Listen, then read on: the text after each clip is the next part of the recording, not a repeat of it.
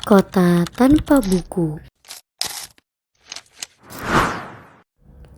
Pernahkah kau ke toko buku, perpustakaan, atau taman bacaan? Tidakkah kau merasa istimewa ketika berada di dalamnya? Di sekelilingmu ada berbagai tokoh dari dunia nyata dan hayal, tempat yang pernah kau kunjungi dan yang belum. Informasi dan cerita dari masa lalu, masa kini, dan masa depan.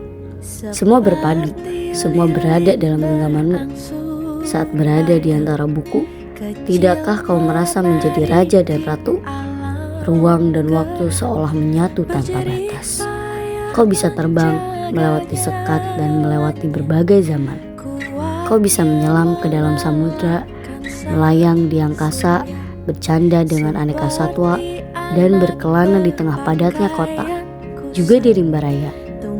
Kau tahu, buku adalah jendela dunia, kunci pengetahuan, dan pintu wawasan. Muhammad Hatta, sang proklamator berkata, "Aku rela di penjara asalkan bersama buku, karena dengan buku aku bebas." Melalui buku, manusia terbebas dari ketidaktahuan. Tempat-tempat yang dipenuhi buku adalah harapan berkembangnya pengetahuan dan wawasan. Apa jadinya jika kota tanpa buku? Pantaskah dia disebut kota? Di kota itu, mungkin kabar datang dari sumber lain, dari koran, televisi, atau internet. Mungkin informasi dan cerita datang dari cerita nenek moyang, bagai dongeng-dongeng sebelum tidur.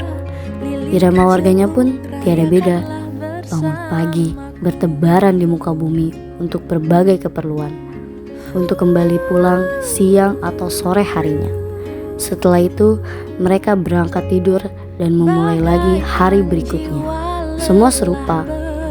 Di kota itu, mungkin ada bangunan yang bernama perpustakaan. Di dalamnya, buku-buku berderet dalam rak yang tak terjamah. Tiada tangan meraih dan membuka halaman demi halaman dengan sukacita. Mungkin juga ada tumpukan buku di sudut-sudut sekolah yang sepi dan berdebu. Jarang dikunjungi, jarang dibaca. Buku-buku di sana teronggok tanpa nyawa.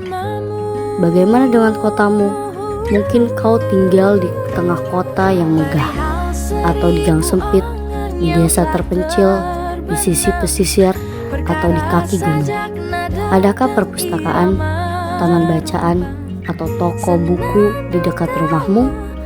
Jika ada, apakah tempat itu menjadi wadah berkumpulnya anak-anak dan warga, menjadi pusat berkembangnya wawasan dan pengetahuan, atau hanya menjadi pajangan? Maukah kau menjadi orang yang menghidupkannya?